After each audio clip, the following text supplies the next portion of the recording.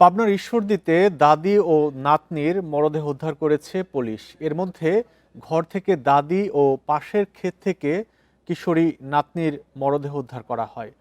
দাসুরিয়া ইউনিয়নের ভবানীপুর উত্তরপাড়া গ্রামে এই ঘটনা ঘটে। নিহতরা হলেন ভবানীপুর উত্তরপাড়া গ্রামের নাজিমুদ্দিনের স্ত্রী সুফিয়া খাতুন ও তার কিশোরী নাতনি।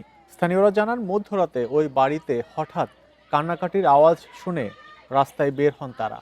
পরে কান্নার আওয়াজ থেমে গেলে বাড়িতে চলে যান সবাই। সকালে বাড়ির উঠানে সুফিয়া খাতুনের রক্তাক্ত মরদেহ পাওয়া যায়।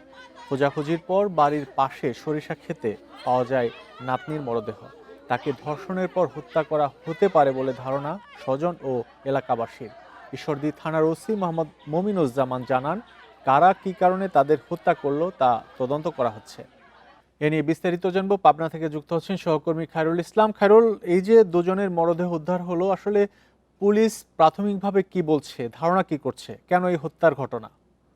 আচ্ছা, আমরা এই মুহূর্তে আসলে অবস্থান করছি পাবনার ঈশ্বরদী উপজেলায়। ঘটনা ঘটছিল যে মাঠে আসলে এক মেয়েকে বাড়ি থেকে অপহরণ করে নিয়ে আসছে, সেই মাঠ থেকে কিন্তু সেই 15 বছরের কিশোরী কিন্তু মৃতদেহ উদ্ধারকারী পুলিশ এবং স্থানীয়দের ধারণা যে আসলে অপহরণ করতে, দুর্বৃত্তরা অপহরণ করতে এই বাড়িতে ঢোকে এবং নানিকে প্রথমে তাকে কুপিয়ে নিহত নিশ্চিত করে এবং পরবর্তীতে সেখান থেকে নাতনিকে অপহরণ করে এই পাশের এই মাঠে একটি ক্ষেতের মধ্যে তাকে উপযুক্ত ধর্ষণ পূর্বক তাকে হত্যা করা হয়, এমনই কিন্তু প্রাথমিকভাবে পুলিশ কিন্তু ধারণা করছে।